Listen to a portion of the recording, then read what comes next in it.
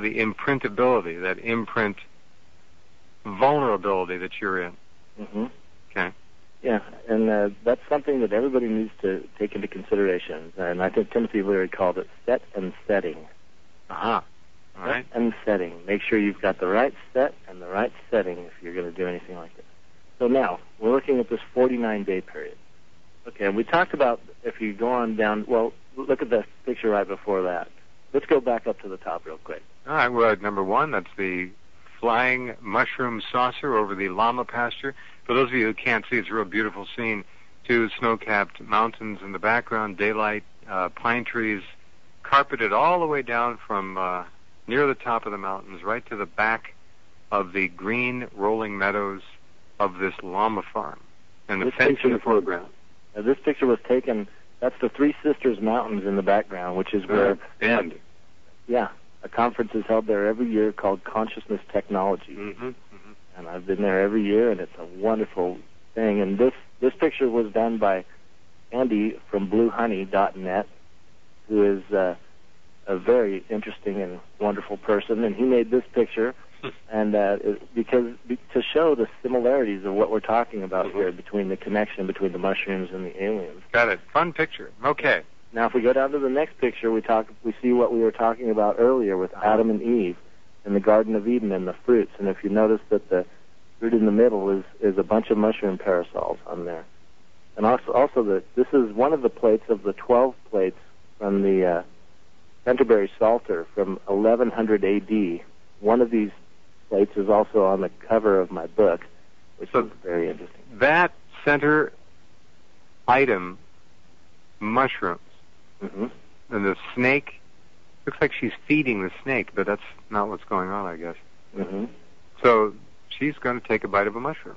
Right. This is an old Gnostic painting that's explaining this in symbols, what the hidden mystery is. Almost 1,000 years old, yeah. Mm-hmm. Now we go on down to the next one, and we see a couple toads in bed eating mushrooms. And they're happy. They look like they're drinking there. Boy, you could have a caption writing contest for that picture. You sure could. That's a great one. Now, another interesting thing is this 5-MeO-DMT and dimethyltryptamine is also present in frogs, especially the Bufo alvarez. And we've always heard about these toad-kissing things, and they have in Arkansas. Go ahead. In Arkansas, they have a toad-licking day. Huh? Uh-huh.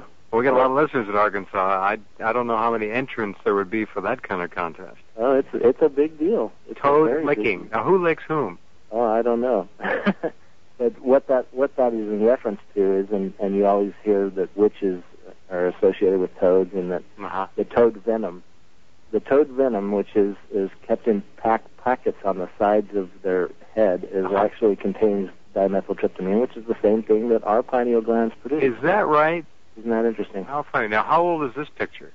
This is early 1900s. And what?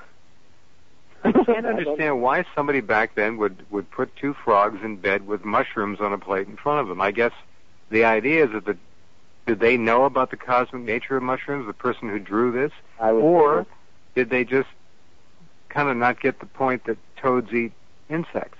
Well, these mushrooms, these particular mushrooms, the way they're drawn, very much resemble a psilocybe mushroom. So anatomically, it looks like they definitely knew what they were talking about. All right. Yeah.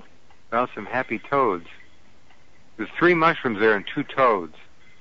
How are they going to portion those out? Well, James Arthur would know. We'll be back in just a couple minutes and look at some more amazing pictures. Hope you're online with us as we do interactive talk and information radio as often as we can. This is a remarkable subject, and we'll be right back. All right, let's get right back to James Arthur and take a look at some more pictures, James. We've got a lot of them up there, so they're just waiting. We're looking at... Oh, which one do you want to go to next? Oh, well, right now we're on the fetus one, and now we're going to get into the meat of all of this new information. So before we go into that, I just want to get this out of the way real quick, that next weekend...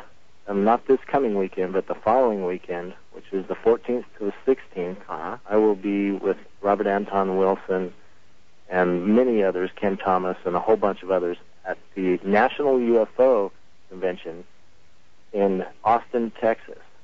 Now, remember jamesarthur.net and go check it out. And anybody near the area, come to this, because there's going to be like 20 to 25 speakers, and this is where this new information is going to come out, and panel discussions among some very interesting people. It's going to be a wonderful event. If you can't make that, or if you're up in the Seattle, Oregon area, then in October, I'm going to be at the Brighton Bush Hot Springs Mushroom Festival, which is another great event with many wonderful speakers talking about mushrooms, and come up there and have a great time for a weekend. All right, and jamesarthur.net for details. If you can't remember that, it's all online for you. Okay, next picture. Okay, so we're looking at this fetus, 49-day embryo converted to now a fetus. Mm-hmm. And the next picture below that now shows, this is a picture of the peaceful deities involved in the Tibetan Book of the Dead, the Bardo. Now this tanka, which is a painting, a Tibetan Buddhism painting, you'll notice that right in the middle is a gigantic, huge shape of a mushroom with red top and white spots on it. Oh, yeah. Which is another one of those wonderful things that we continually find in this art. But the interesting thing about this is this is a 49-day period where you go through seeing all of these deities and go through all this different stuff. And this painting, what happens is when a person dies, then the lama comes to their house while they're there laying in their bed, and for 49 days they read to them from the Tibetan Book of the Dead. And they talk about all of these different beings here, and they talk about all of the stories and the aspects of what these are, and they talk to the person whose the body is there for 49 days while they go through this period.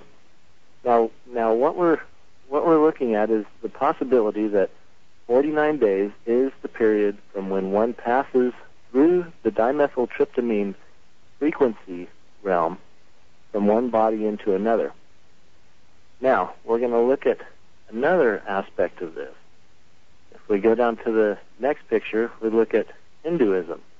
And Hinduism shows that there's this life cycle of reincarnation, this samsara, which is what they call physical realm, and that one is born, and notice how, if you look at the picture, one is old and dies and then comes out and then goes up into this Buddha realm, or this God realm, this Vishnu heaven, and then is born back into a baby, grows up, and then gets old and dies again, and this cycle continues. And this is the continual cycle that is taught in Buddhism and Hinduism, and also, by the way, was in Christianity until it was removed in about the 10th century.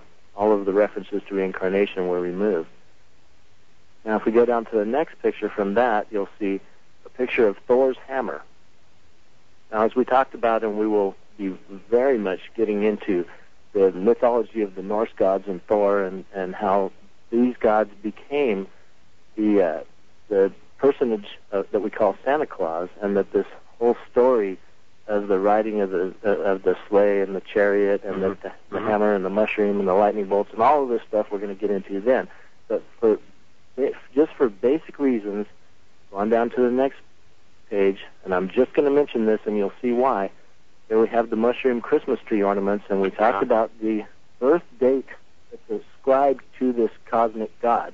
Not only is Jesus of Christianity celebrated as the birthday on December 25th, but all these other gods too, Thor and Donner and Wotan and Horus, and on and back through all these gods were always told to be born on the 25th of December.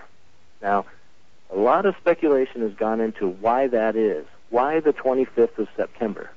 Well, if we go back to the next picture down here. 25th of September. 25th of December. Okay. I'm sorry. The 25th of December is always the birth date ascribed to all these gods. All right, the next picture. Next picture. Kind Easter wishes. Peter Cottontail. What happens 9 months before Christmas? 9 months before Christmas. It's Remember the bunny Christmas? with the eggs. Christmas is the birthday. Yeah. So 9 months before that, which is March 25th, that happens to be Easter. Now, how interesting that we have this death and rebirth concept here of this God dying, right, and then is reborn. He dies on Friday and is reborn on Sunday. which is the Easter Sunday in this mythology. Then 9 months after this, so we could look at this as the conception date. Easter is the conception date because he's passed through and he's reawakened, risen, resurrected, right? So here's the passing through, the conception date. 9 months after that is Christmas. So this is the time in the womb.